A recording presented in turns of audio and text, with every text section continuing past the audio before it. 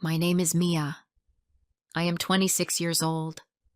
I come from a small, quiet town where life moves slowly. People there live simple lives.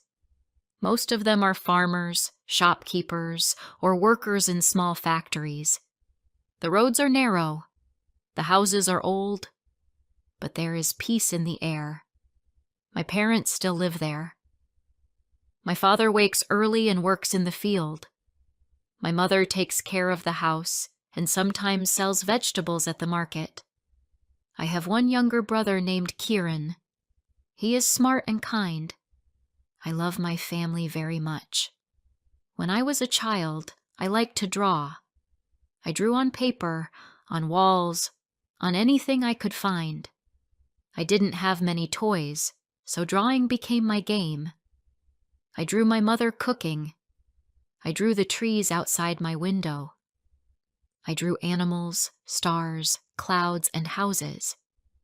People laughed and said I was wasting time. But when I drew, I was happy. I didn't talk much as a child. I didn't have many friends. Drawing helped me say the things I couldn't say with words. My mother always smiled when she saw my drawings. She kept them in a box under the bed. "You have magic in your hands," she said. Her words made me believe in myself. But my father didn't feel the same. He wanted me to study nursing. "Art is not a job," he said.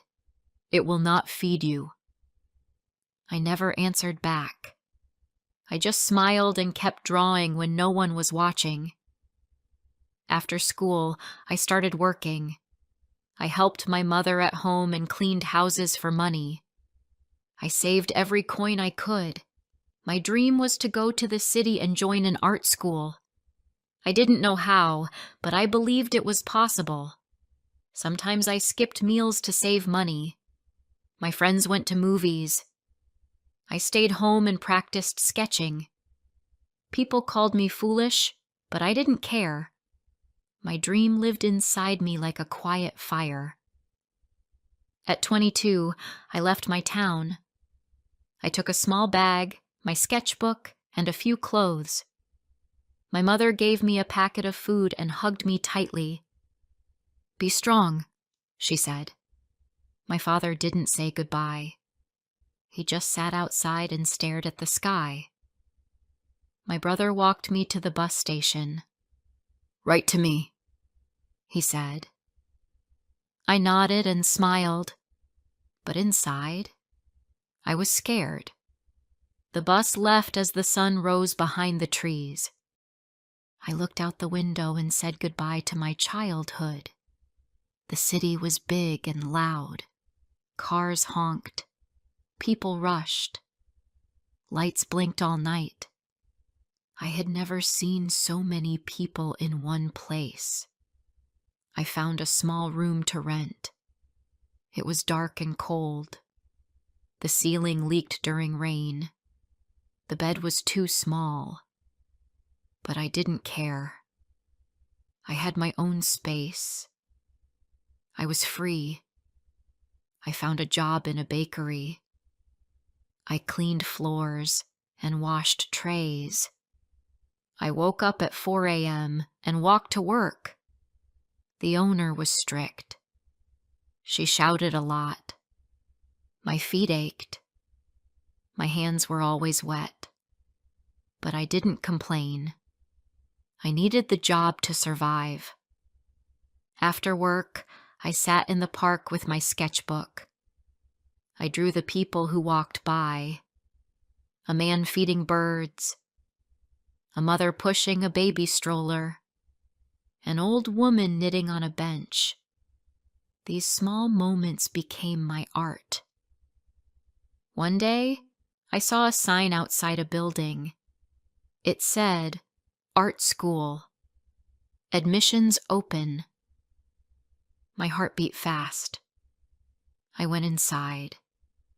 The walls were full of paintings.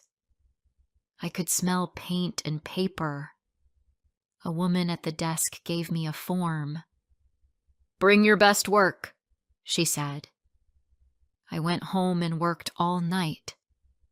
I drew until my fingers hurt. I used cheap pencils, but I gave everything I had. A week later, I got a call. Mia, congratulations. You're accepted.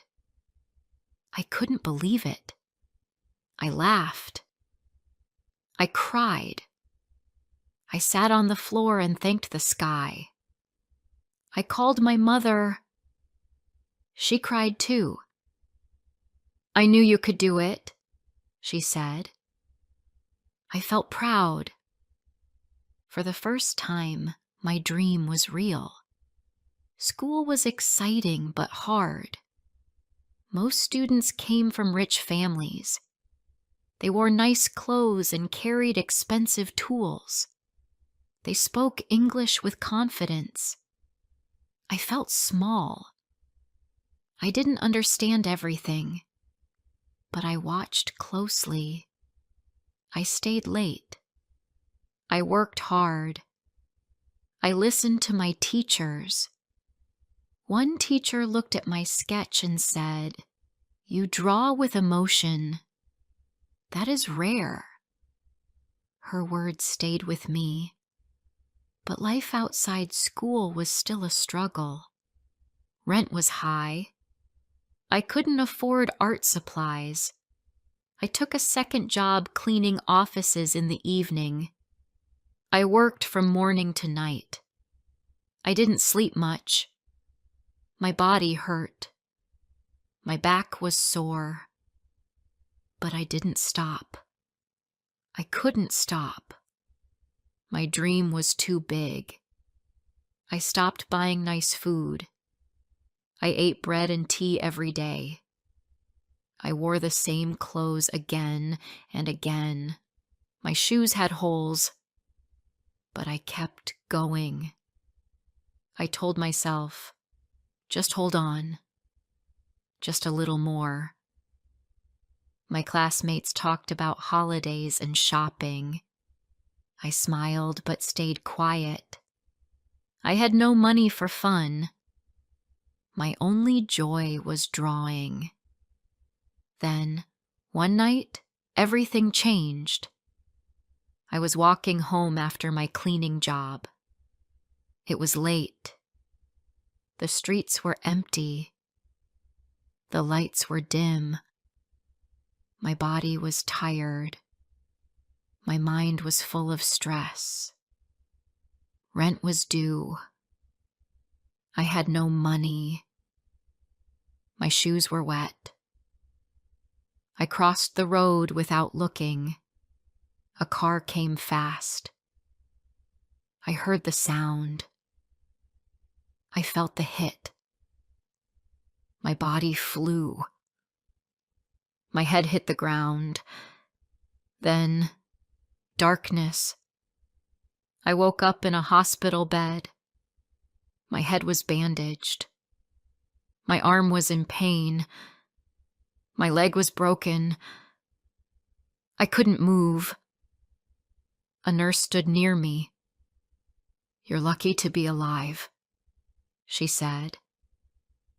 "But you will need rest. At least 6 weeks. No walking, no working." My heart sank. I closed my eyes. I couldn't afford rest. I had no savings. My bakery job would replace me. The cleaning job would find someone else. I would lose my room. I would miss school. I would lose everything I worked for. Days passed. I couldn't draw. My fingers were weak. My sketchbook sat untouched on the table. My body felt broken. My spirit felt empty. I couldn't stop the tears. One morning, I looked at the ceiling and whispered, "Maybe this dream is not for me." I thought of my mother's face, her kind eyes, her soft voice. "You have magic in your hands," she once said, but my hands were now still. My dream felt far away. I felt shame.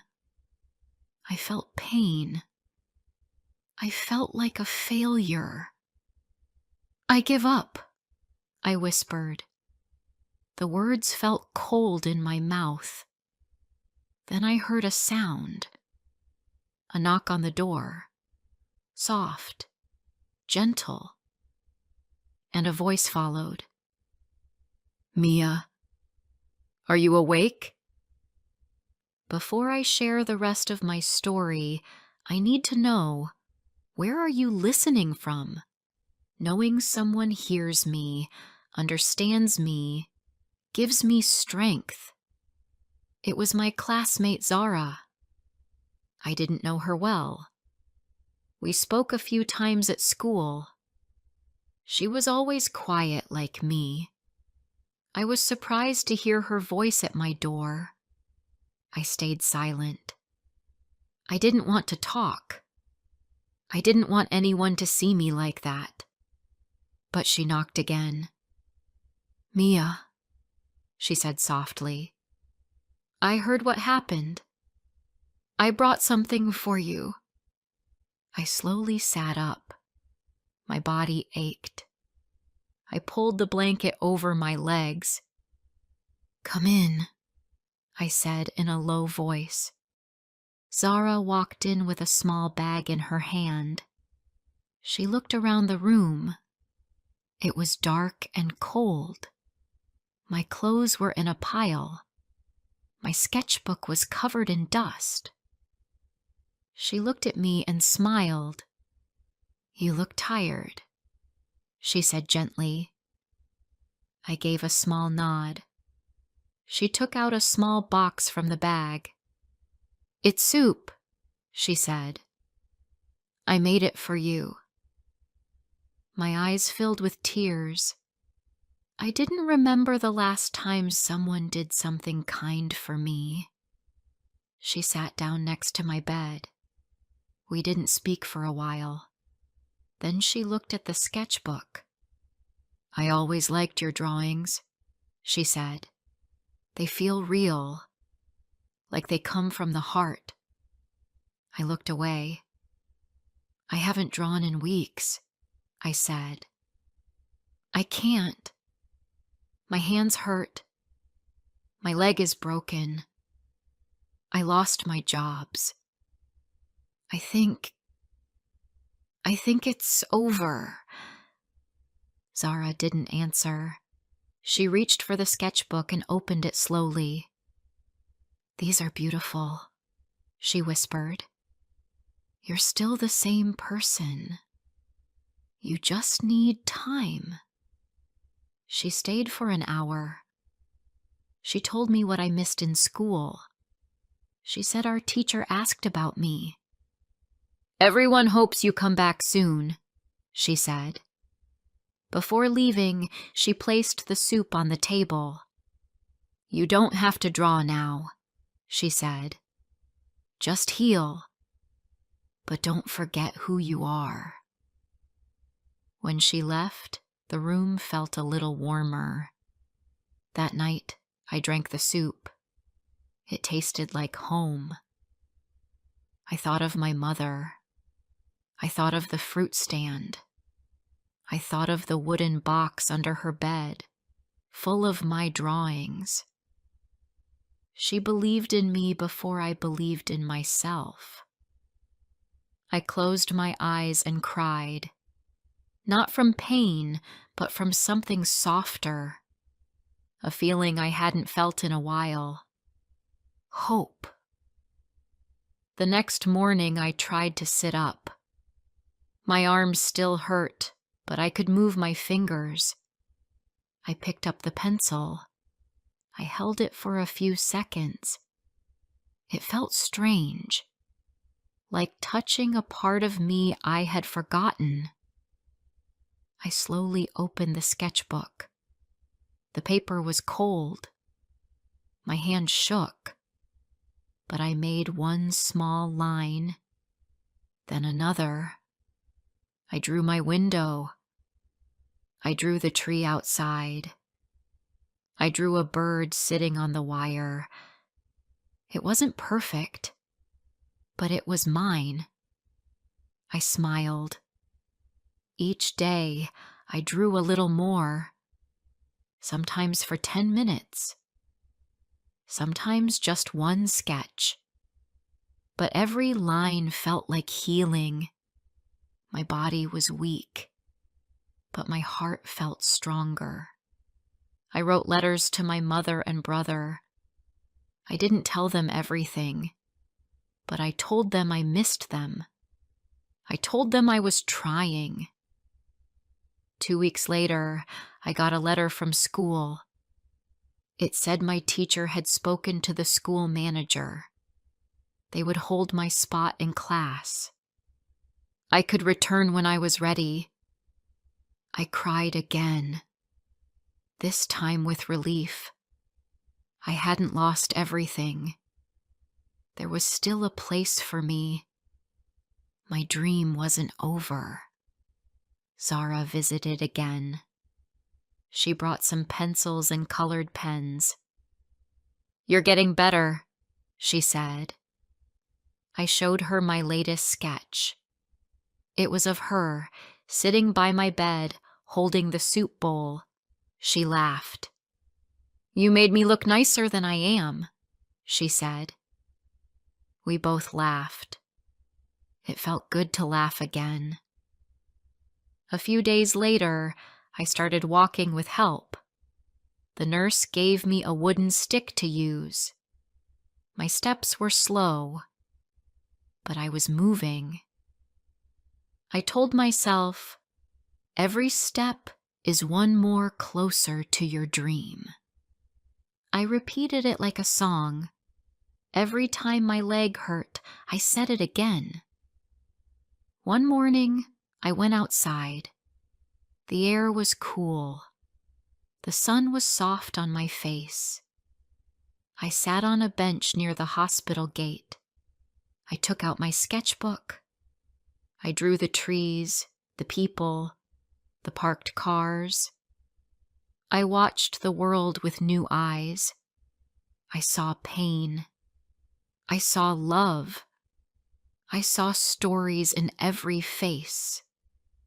I wanted to draw them all. A woman sat next to me. She was old. Her eyes were kind. She looked at my drawing.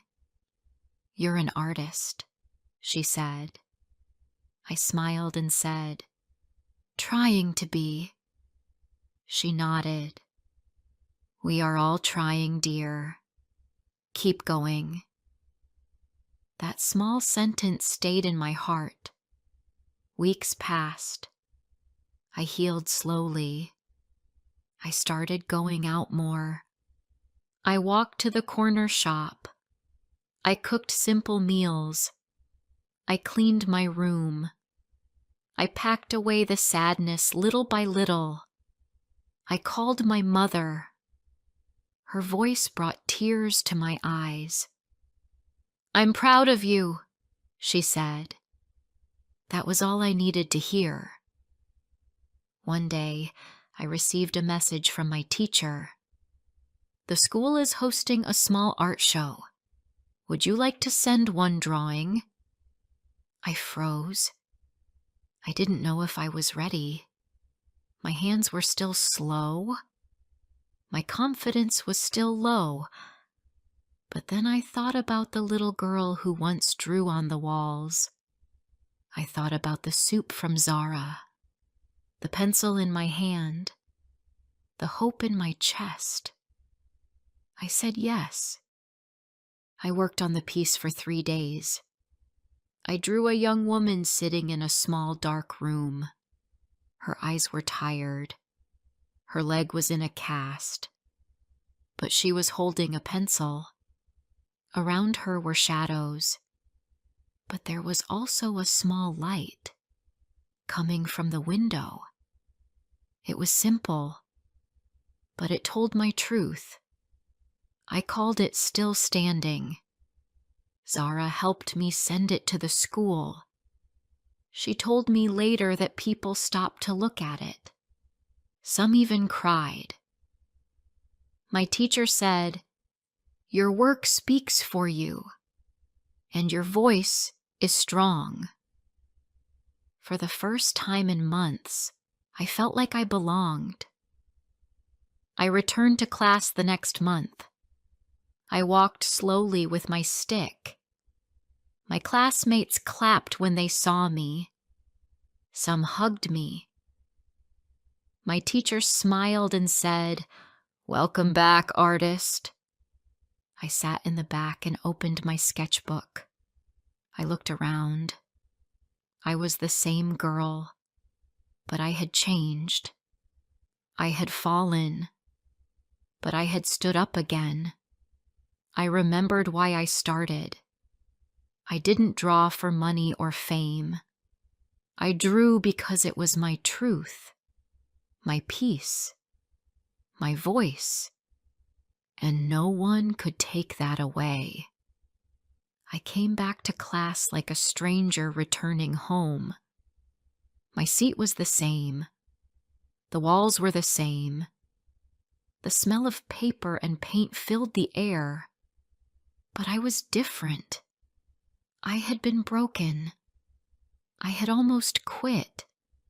But now I was here, alive, ready. At first it was hard. My hand was still weak. My legs still hurt. I couldn't sit long. I got tired easily, but I didn't stop. I worked slowly. I took breaks. I listened. I smiled more. I spoke to Zara every day. We became close. She helped me with my work. I helped her with her ideas. We laughed. We shared lunch. We drew together in the park. The teacher gave us a big project. We had to draw something that told our story. Most students drew pictures of their families or dreams. I thought hard. I wanted to draw the truth. My truth. I wanted to show what it meant to fall and get back up. I started with soft lines. A girl, alone in a room, her head down, her face full of pain, but beside her, a pencil, a small light near her hand. I added shadows behind her, but light ahead. I called it The Day I Almost Quit. When I showed it to the class, no one spoke. Then someone clapped. Then everyone did. I looked at my teacher. Her eyes were full. "Thank you for your honesty," she said. I smiled. I had told my story with lines and light. After the show, something changed. People looked at me differently, not with pity, but with respect. They knew I had been through something, and I came back, stronger. Even the rich students started talking to me. They asked how I kept going. I told them, "You don't need everything. You just need heart." Some nodded. Some didn't understand. But it didn't matter. I found a small job again. A friend of my teacher needed help in her studio. I cleaned brushes, packed paintings, helped with tea.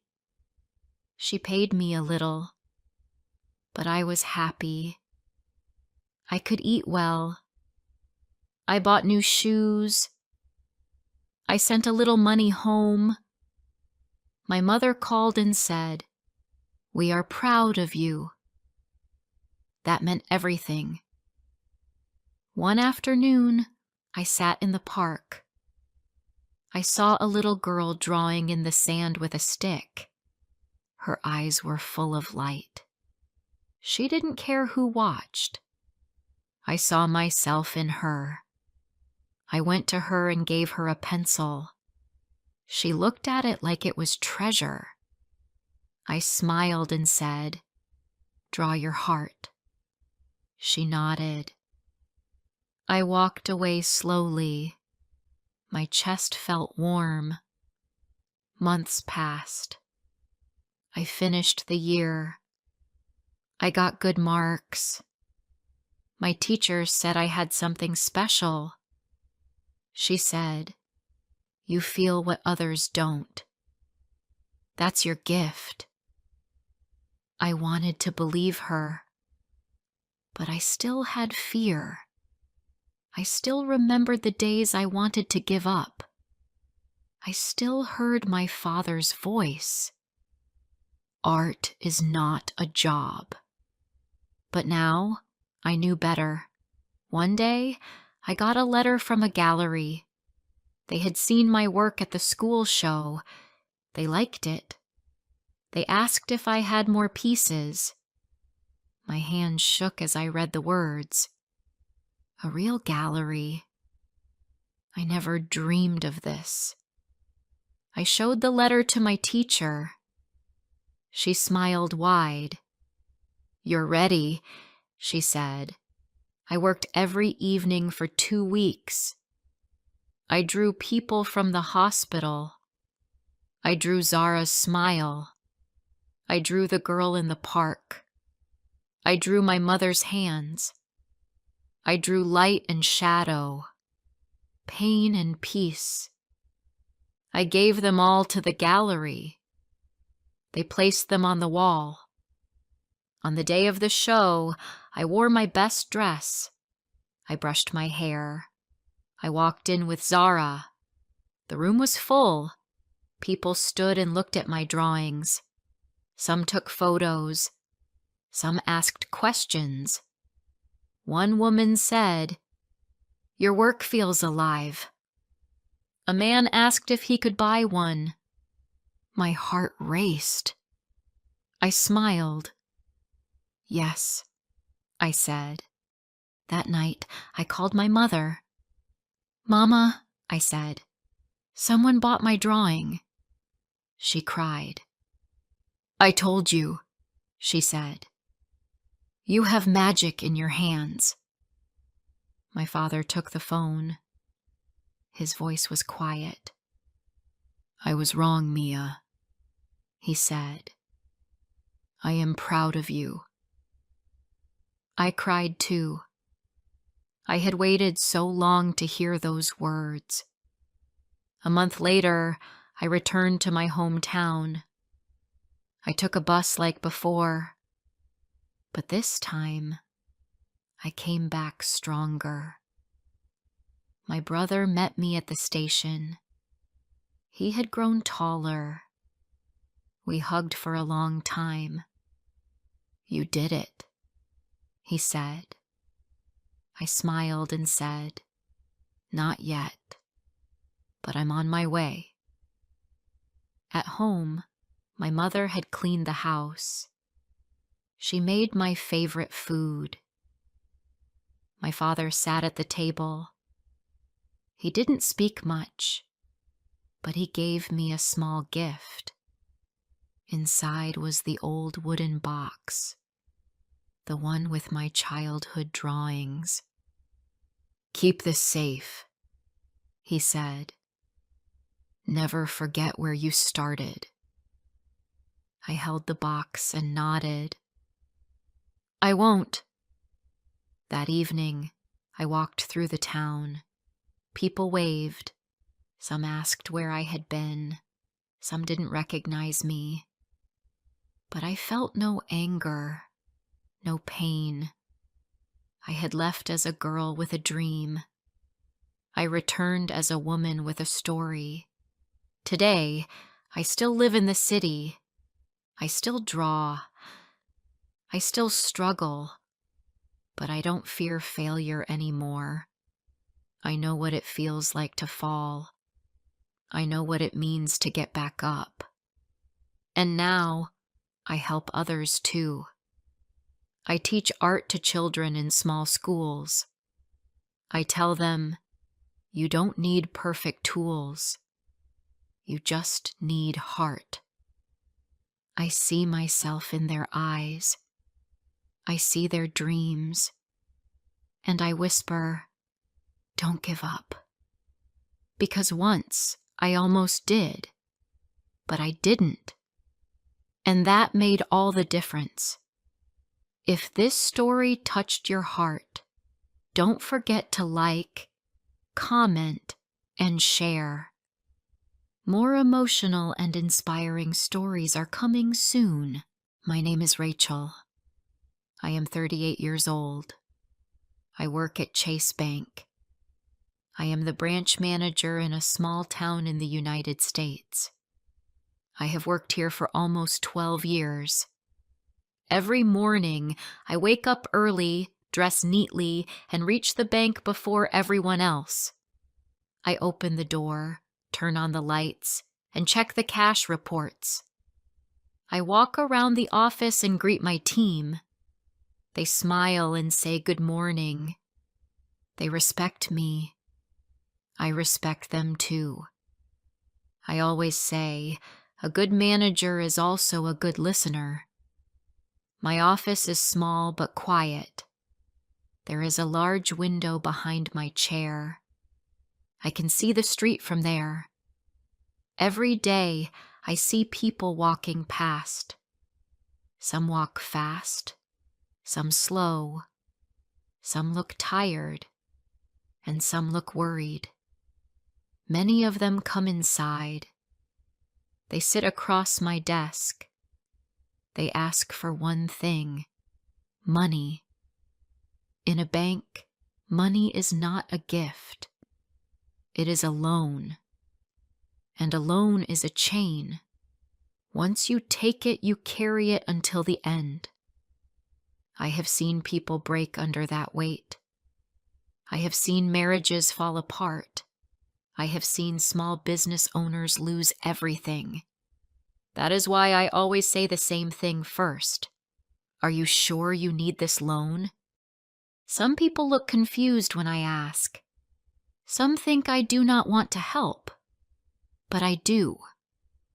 I want to help them not fall. I want them to think twice before they sign a paper that will tie them down for years. A man once came to me crying. He had lost his job and couldn't pay his car loan. He said, "You gave me this loan. Now I am drowning." I didn't want to be that reason again. But not everyone listens. Some nod politely, thank me for the advice, and still sign the forms. Some get angry. "It's my life," they say. "Just do your job." I never argue. I just do what is required. But I do it with a heavy heart. One morning, a young woman came to my office. She was maybe 25. Her name was Jasmine. She wore a red jacket and held a folder in her hand. She looked nervous. I offered her a chair.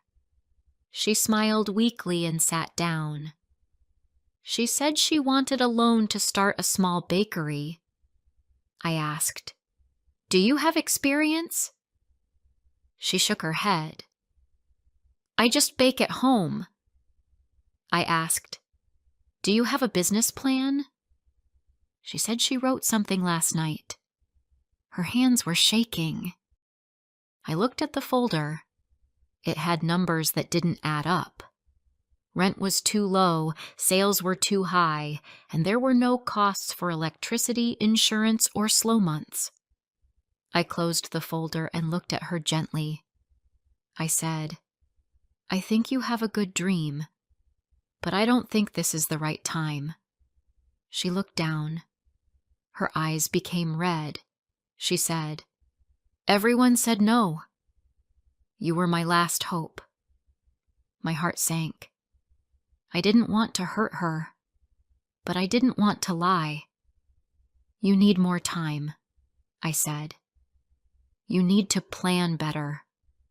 Learn more. Work in a bakery first. Save some money. Then come back. She didn't speak for a while. Then she stood up. She whispered, "Thank you," and walked away. I watched her from my window. She walked slowly, shoulders down. I sighed. Maybe she hated me, but maybe one day she would understand. 2 days later, a different case came. An old man, maybe 70, came in with his son. The son did all the talking. He said they needed money for a new truck. The man would drive it. They had no job yet, but something would come. I looked at the man. His hands were shaking. His eyes were tired. I asked, "Do you want this, sir?" The son said yes again. But I asked the old man directly. He looked at me, then at his son. "If it helps him," he said quietly, "I will drive." I knew the truth. He didn't want the loan. He didn't want the truck. He just didn't want to say no to his son. I gave a small smile and said, "Let me think about it." They left. I didn't approve the loan. Some of my staff do not understand me. One of the new tellers once asked, "Why do you push people away? Isn't our job to give loans?" I smiled and said, "Our job is to protect people's money. Sometimes that means protecting them from taking too much." She looked confused. I didn't blame her. It took me years to learn that truth. My own sister once took a big loan. She wanted to open a clothes shop. She thought it would be easy. She bought too much stock. She hired too many workers. After 1 year, she had nothing left. I told her not to do it, but she didn't listen. We don't talk much now. She says I made her feel small. I was only trying to help. That pain stays with me. One afternoon, my boss called from the city office. He asked, "Why are your loan approvals low this quarter?" I said, "Because most of them were not ready." He didn't like that answer. He wanted numbers. He wanted profit. I hung up the phone feeling cold. I knew I was walking a line, but I couldn't change who I was. Later that week, Jasmine came back. Her face looked different. She smiled more. She said she got a part-time job at a bakery in town. She said she was learning fast. She brought a new plan. It looked better. Not perfect, but better. I looked at her and said, "Come back in 6 months." She said, "I will." That evening, I sat alone in my office. The lights were low. I looked around the room. The chairs were empty. The air was quiet. I thought about all the people who had come to me. The hopeful ones. The desperate ones. The angry ones. I wanted to help them all. But help is not always a yes. Sometimes help is a wait. I opened my drawer and pulled out a photo. It was of my father. He was a banker too. He used to say, "Money can solve problems, but it can also start them." I smiled. I was my father's daughter. Before I share the rest of my story, I need to know, where are you listening from? Knowing someone hears me, understands me, gives me strength. One cold Monday morning, the bank was busy. People came in with coats and gloves. Some came to deposit checks. Others waited to ask questions. A few came for loans. I sat in my office and watched them through the glass. I could tell from their eyes who was hopeful, who was tired, and who was hiding fear. Around 11 o'clock, my assistant knocked on the door. She said, "There's a man who wants to speak to you. He says it's urgent." I told her to send him in. A man walked in wearing a dark suit. His hair was neat, but his hands were shaking. He looked around 40 years old. He sat down slowly and held a small piece of paper. "My name is Victor," he said. "I need a loan. I need $10,000. Please." I asked, "What is it for?" He took a deep breath. "I want to pay my medical bills. I had surgery last month. I have 2 more treatments to go. I don't have insurance. I'm working, but it's not enough." I looked at him carefully. He was not lying. His voice was soft, but his eyes were full of fear. He showed me his hospital documents. Everything seemed real. I asked him about his job, his income, his rent. He answered with calm honesty, but I knew. Even with a loan, his life would be hard. Very hard. "Victor," I said gently, "I believe you. But this loan may not help. It may hurt. If you can't pay it back, it will follow you. It will make things worse." He looked down. "I understand," he said. "But if I don't get this treatment, I might not be here in a year." That sentence stayed in the air like a heavy cloud. I said nothing for a long moment. Then I asked, "Do you have family?" He shook his head. "Only a brother. He's in another state." He looked tired. He had fought alone for too long. I didn't say no, but I didn't say yes. I told him to wait while I checked something. I walked to the back office. I called a local charity. They sometimes helped with medical needs. I asked if they could meet him. They said yes.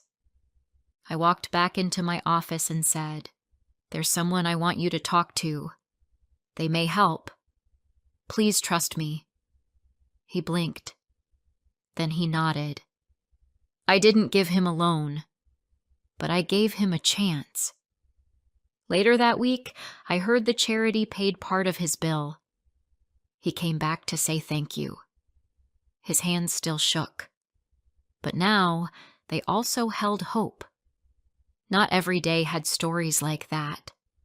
Some days were quiet. Others were full of pressure.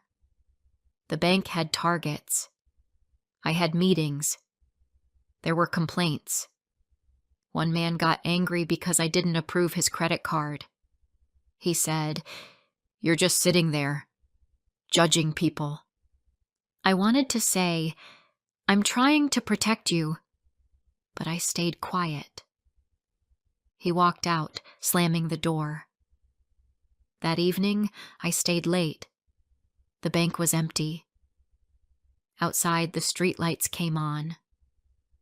I sat at my desk with my head resting on my hands.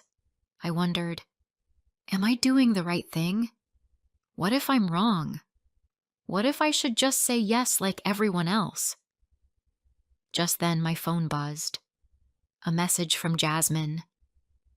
She had written, "Hi, Rachel. I just wanted to say thank you. I've learned so much. I'm still saving, still working, and still baking."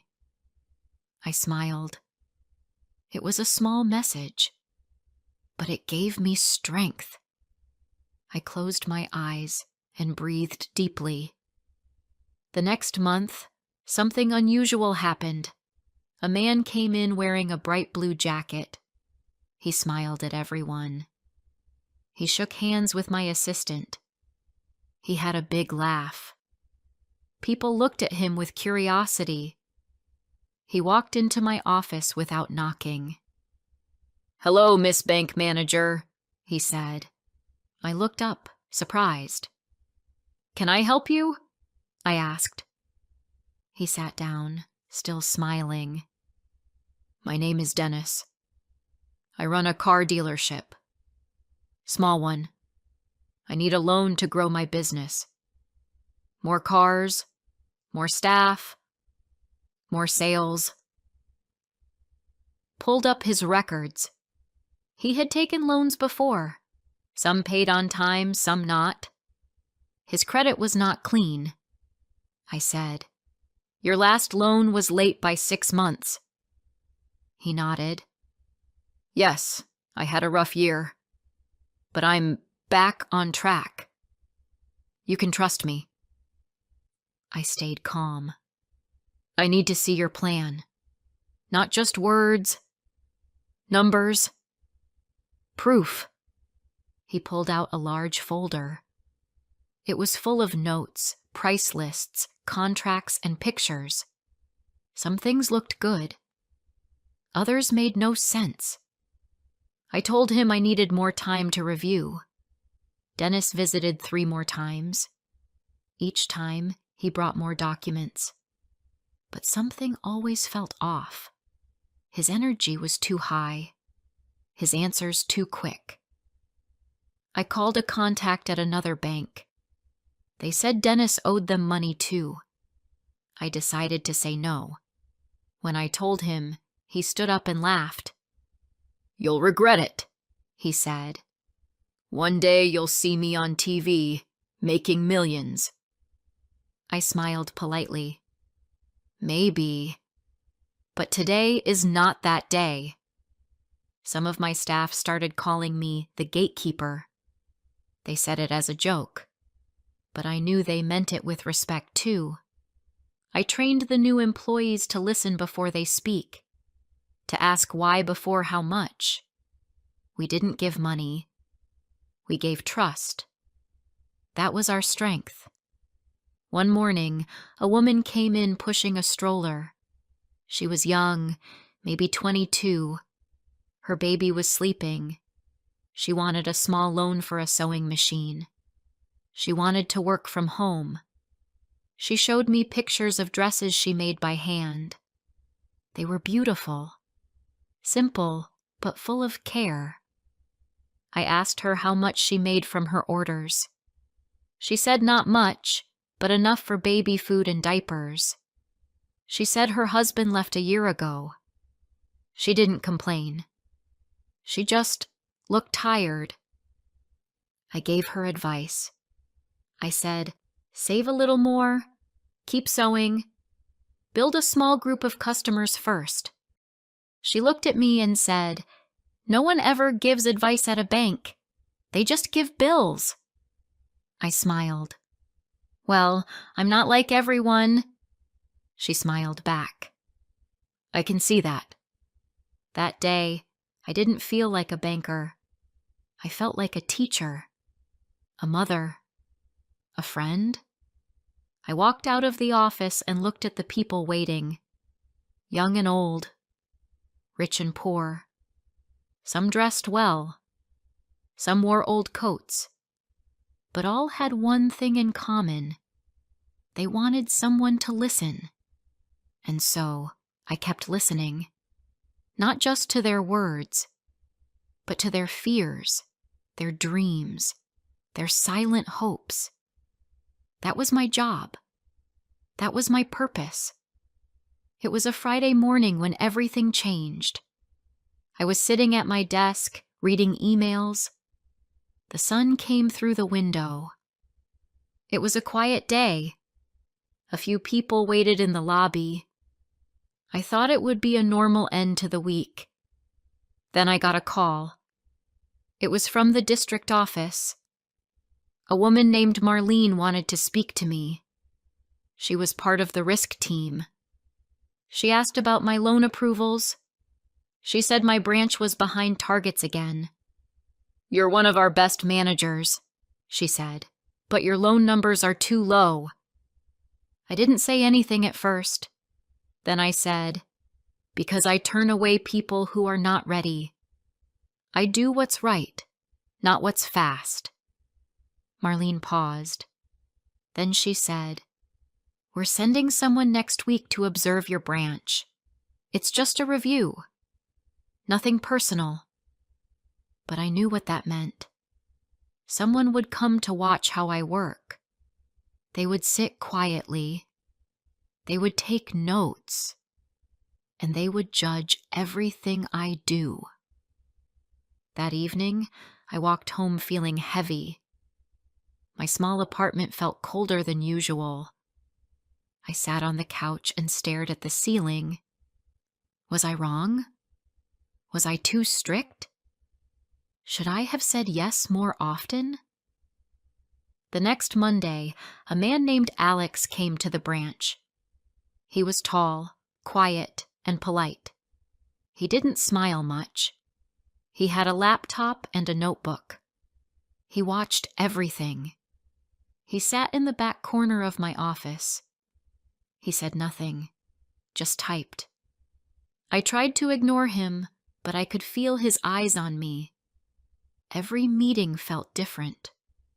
My voice was softer. My hands moved slower. But I didn't change my words. That day, a woman named Paula came to apply for a loan. She wanted to buy a second car. Her husband already had one, but she said she needed her own. I asked if she worked. She said no. I asked how she would pay. She said her husband would help. But I saw the doubt in her eyes. I looked at her closely. "Do you really want this?" I asked. She looked confused. "I just want more freedom," she said. "But I don't know if we can afford it." I leaned forward. There are other ways to find freedom, without adding debt. She looked down. She smiled a little. "Thank you," she said. "No one ever asks me that." She didn't take the loan. She walked out with peace in her eyes. Alex wrote something in his notebook. I didn't know what. I didn't ask. That week I met many people. Some wanted money for school. Others for cars, weddings, trips. A few had good reasons. I helped them, but I said no to most. Alex never gave his opinion. He just watched. On Thursday, a familiar face returned. It was Jasmine. She looked different, stronger. She wore a white apron over a clean blue shirt. She smiled wide and held a small paper bag. "I did it," she said. "I finally opened my bakery. It's small, but it's mine." She handed me the bag. "For you." Inside was a small cake with my name on it. My throat felt tight. I looked at her with pride. "You waited. You worked. You earned it," I said. "You didn't need a loan. You needed time." Alex looked up from his laptop. He watched us closely. Jasmine sat for a while. She told me about the bakery, about her early mornings, her tired feet, her first customer, her joy. I listened with a full heart. When she left, the office felt warmer. That evening after work, Alex asked if we could talk. We sat in the break room. He didn't open his laptop. He just looked at me. "You know," he said, "I came here expecting to find a problem. Low approvals, missed targets. But I saw something else." I waited.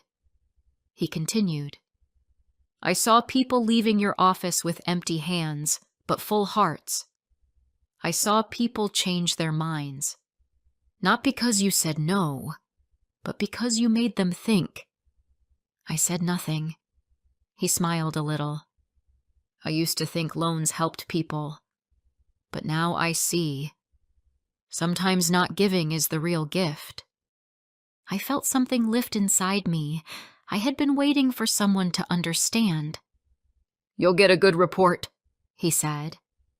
Not because you met numbers, but because you changed lives. The next day, Alex left. He shook my hand and said, Keep doing what you do. I watched him walk away through the glass door, and I smiled. Weeks passed. Life went on. People kept coming. I kept listening. One afternoon, I stood near the window. The sky was cloudy. A little girl walked past, holding her mother's hand. They were laughing. Simple joy. No loan could buy that. I thought about everyone who sat across my desk. People with dreams, worries, pain. I didn't just give advice. I gave time. I gave honesty. I gave care. Sometimes they didn't like my answers, but later they came back. Not for loans, but for thanks. That was my reward. Not a bonus, not a title, but knowing I helped someone walk away a little lighter. I still work at Chase Bank. I still open the door every morning. I still sit by the window. And I still say the same thing when someone walks in. Tell me your story first, not your numbers. Because sometimes what they need is someone who simply listens. If this story touched your heart, don't forget to like, comment, and share. More emotional and inspiring stories are coming soon.